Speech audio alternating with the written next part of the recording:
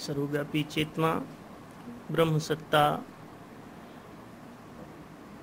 हम सबके साथ, हम सबके बीच और हम सब में स्थित है, सब में जी रही है और सब में प्रविष्ट रहते हुए सब कुछ कर भी रही है। आप सब जो कुछ भी करते हैं उस सब के पीछे एक सक्रिय चेतना ही काम करती है।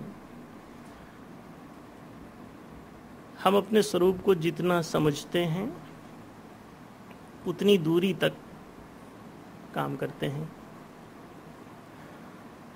जितनी सीमा रेखा में बंद होकर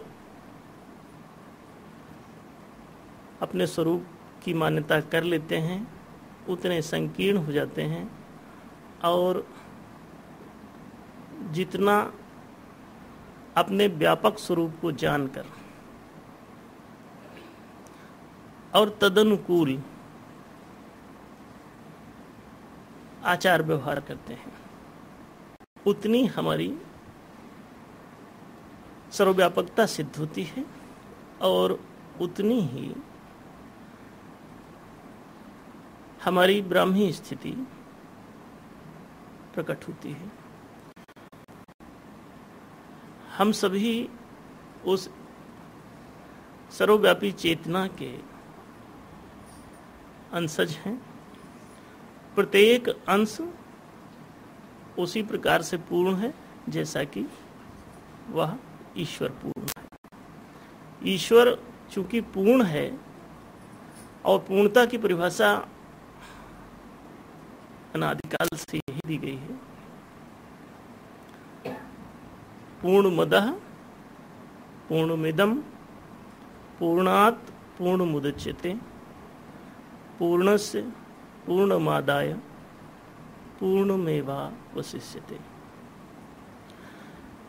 पूर्ण से जो कुछ भी निकलता है वह पूर्ण ही रहता है, भले ही वह निकला हुआ अंश अपनी उस पूर्णता को जानता हो अथवा न जानता हो।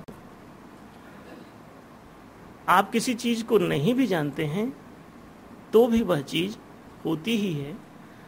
आपके जेब में यदि कोई चीज रखी हुई है, आप उसे जाने अथवा न जाने, वो चीज आपके पास होती है, आपके जेब में होती है। प्रत्येक पूर्णांश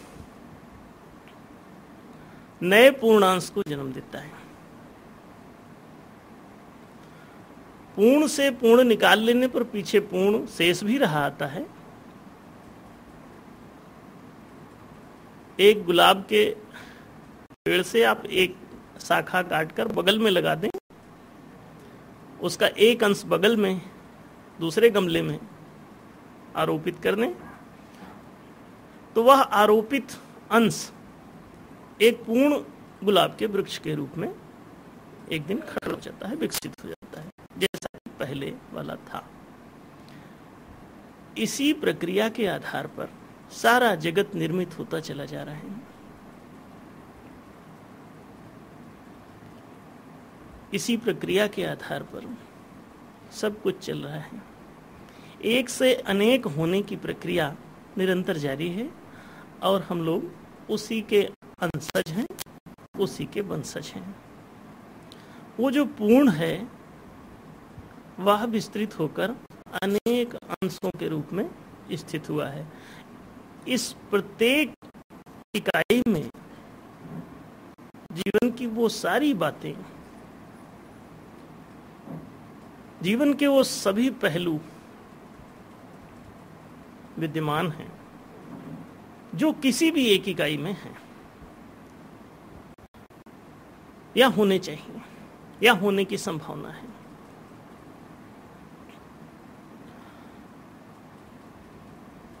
जब सब कुछ एक ही का विस्तार था एक ही बीज से संपूर्ण यह संसार रूपी वृक्ष विकसित हुआ था। इस बात को अनादिकाल से प्रायः सभी धर्मों में, सभी धर्म ग्रंथों में कहा गया है, समझाने की चेष्टा की गई है। यही बात सबका आधार बनी कि प्रत्येक वस्तु का निर्माण एक ही मूल तत्व से हुआ है। इस बात को हम लोग बहुत दिनों से जान रहे हैं, देख रहे हैं, समझ रहे हैं। इसी के आधार पर संपूर्ण धार्मिकता विकसित हुई। आज हम आप सभी से इसी बिंदु पर मुखातिब हैं। भारत ही नहीं, संपूर्ण विश्व इसी एक सत्य की धुरी पर टिका हुआ है। कौन सा? कि एक ही ब्रह्म बीज से संपूर्ण ब्रह्मांड निश्रित है। एक ही ब्रह्म तत्व से संपूर्ण ब्रह्मांड निर्मित है, और इसलिए इस जगत में दूसरा कोई नहीं है। इस बात को भली भांति समझने की जरूरत है।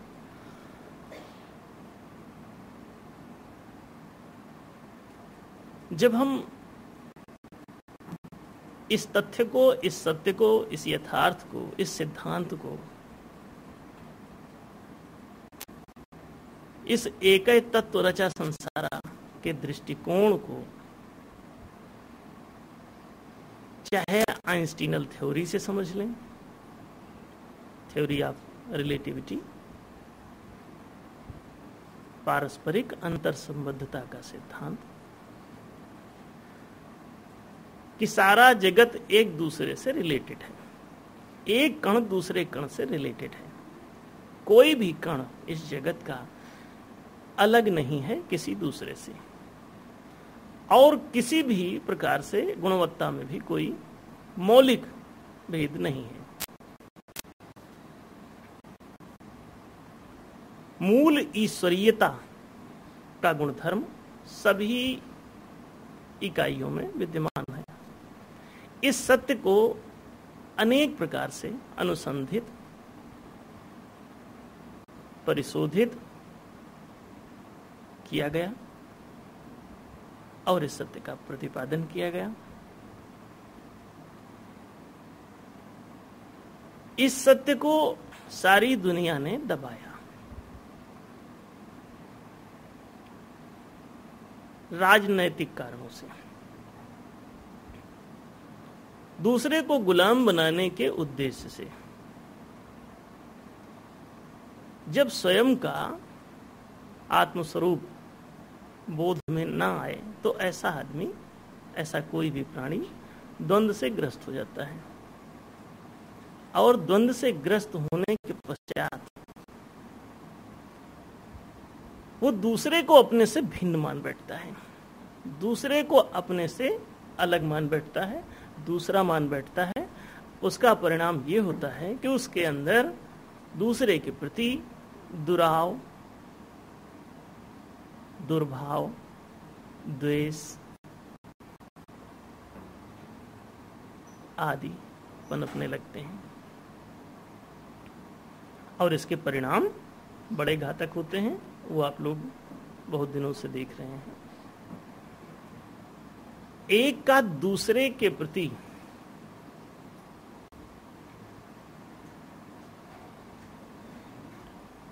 असंबंधित होना, अबंधुत्व,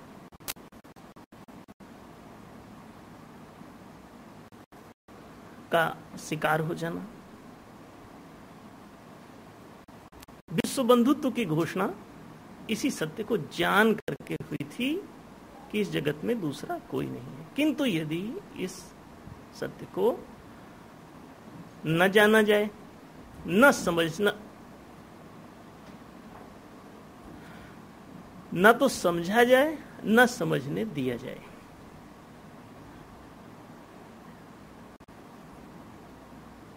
न समझने की चेष्टा की जाए और न दूसरे को समझने की सुविधा दी जाए,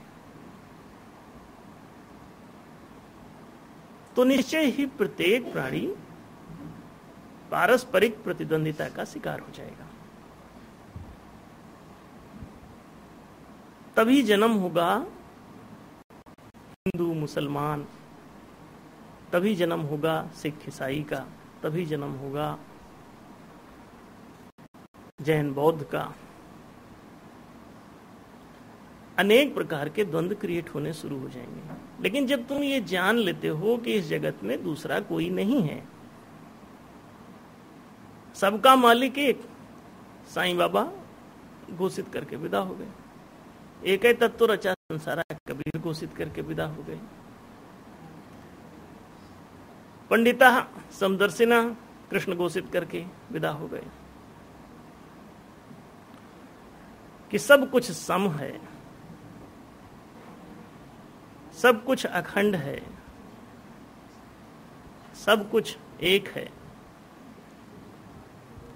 सब कुछ परस्पर बंधा हुआ है। सूरज से पृथ्वी बंधी हुई है, पृथ्वी से सूरज बंधा हुआ है।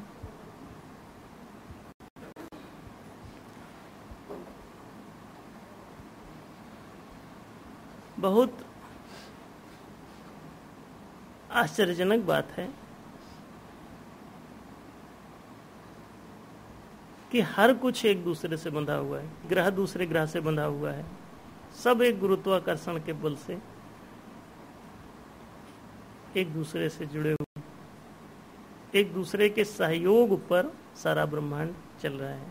सूरज अगर अपनी गर्मी समेट ले तो पृथ्वी का जीवन समाप्त हो जाएगा। सूरज से पृथ्वी के जीवन का संबंध सिद्ध होता है। ये तो मोटी मोटी बातें हुई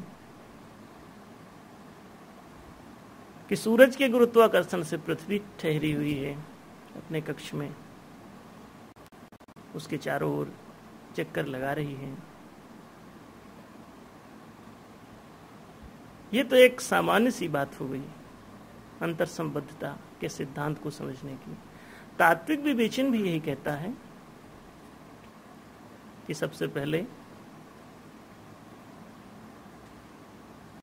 पंच तत्वों में से आकाश तत्व उत्पन्न हुआ, वह ब्रह्म तत्व आकाश के रूप में प्रतिष्ठित हुआ। फिर आकाशात वायु, आकाश से वायु उत्पन्न हुई। वायोर अग्नि, वायु से अग्नि उत्पन्न हुआ, अग्नि जला। फिर अग्नि से जल उत्पन्न हुआ, जलात पृथ्वी। फिर पृथ्वी से पृथ्वी का अवतरण हुआ, पृथ्वी का उदय हुआ। किससे? जल से। जलात पृथ्वी अर्थात जल से पृथ्वी का जन्म।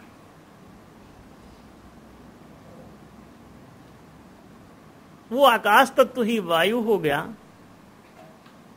वायु तत्व ही अग्नि हो गया, अग्नि तत्व ही जल हो गया, जल तत्व ही पृथ्वी हो गया। ऐसा तत्व दर्शन भी कहता चला रहा अनादिकाल से, वैदिक दर्शन। फिर और आज आधुनिकता में हम देखें तो हमारा भौतिक विज्ञान भी यहाँ तक पहुँच गया है। कहाँ तक? कि वो कहता है कि जो कुछ भी आप ये पदार्थ देख रहे हैं सारे संसार में, ये सब कुछ अनेक प्रकार का दिखाई देता है।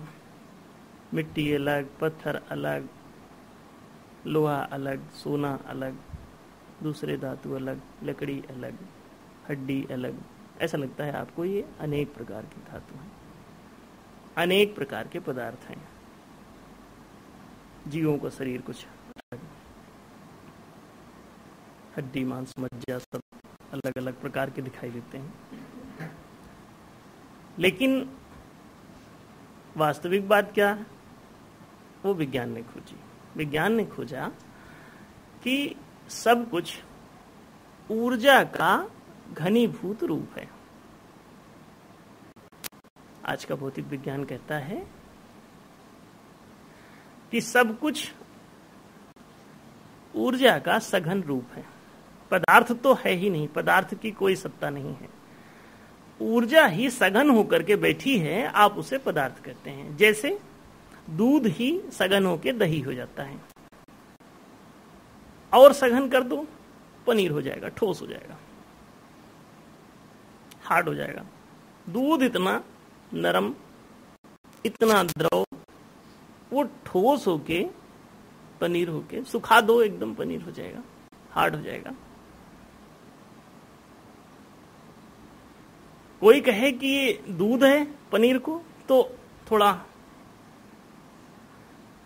आश्चर्य लगेगा, लेकिन वो दूध ही है। इसी तरह से पदार्थ को कोई कहे ऊर्जा ही है, तो थोड़ा सा कम बुद्धिमान जो लोग हैं उनके लिए दिक्कत हो जाएगी कि पदार्थ ऊर्जा कैसे हो सकता है। नहीं, एक छोटी सी परिभाषा है साइंटिफिक, विज्ञान सम्मत, क्या कि सक्रिय ऊर्जा ही चेतना है और निष्क्रिय ऊर्जा ही जड़ है। जड़ और चेतन की गांठ से ये सारा जगत निर्मित है। जितना भी जैविक जगत है, ये सब कुछ, इसे शास्त्रों में चित जड़ ग्रंथि कह दिया गया। क्या? चेतना और जड़ की ग्रंथि, अर्थात चित धन जड़।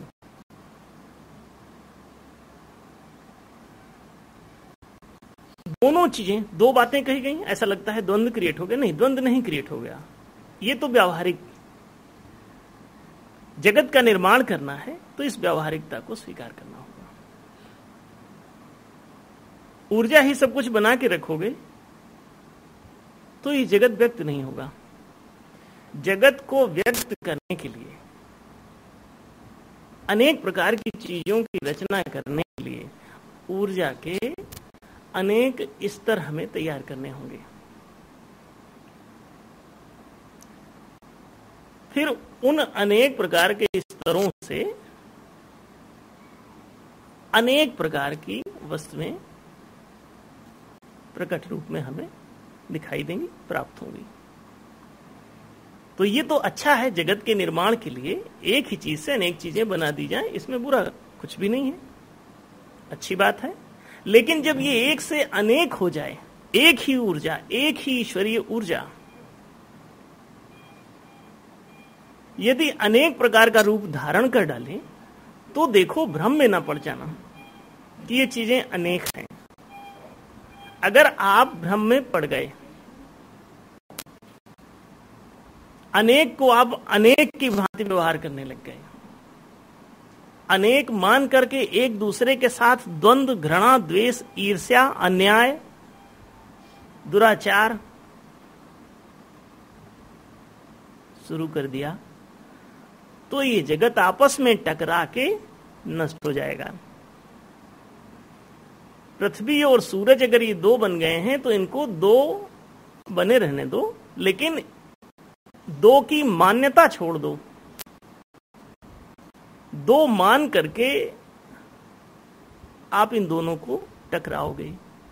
अगर पृथ्वी सूरज दोनों को टकरा दिया, तो दो का अस्तित्व मिट जाएगा। टकराओगे तो ये नष्ट होंगे, शायद सूरज पर भी दुष्प्रभाव कुछ पड़ जाए और पृथ्वी भी अपना रूप खो बैठेगी।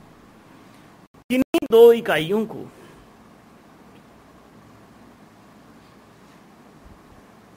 नीटू को और बाबी को यदि आपस में टकरा दिया जाए, तो दोनों एक दूसरे का रूप रंग बिगाड़ देंगे। फिर ना नीटू नीटू रहेगा, ना बाबी बाबी रहेगा। अच्छा क्या है?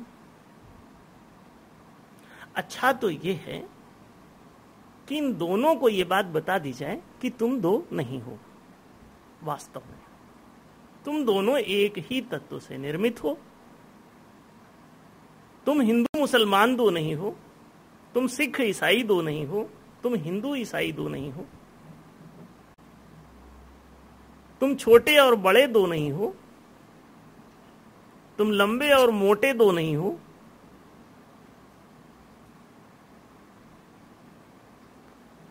बल्कि तुम मौलिक रूप से वही हो जो एक है। दूसरा भी वही है जो एक है। जो एक है वही अनेक है। एक आप गेहूं का बीज खेत में बोते हैं,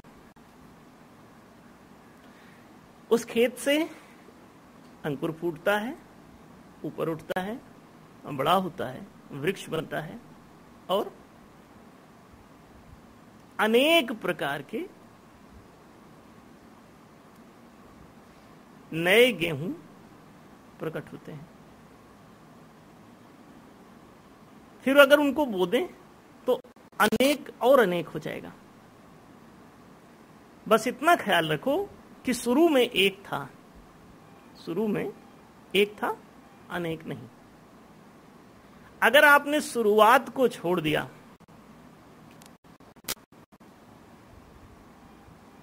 तो आप अनेकता में उलझ जाओगे। शुरुआत एक की है, पश्चात अनेकता की है। पहले एक है, पीछे अनेक है, बाद में अनेक है। एक आप कोई भी बीज बोते हैं, एक आम का बीज आप बो देते हैं, उससे अनेक आम उत्पन्न हो जाते हैं। उस एक से ही, उस एक में ही अनेक की संभावना विद्यमान है। इस सत्य का प्रतिपादन अनादिकाल से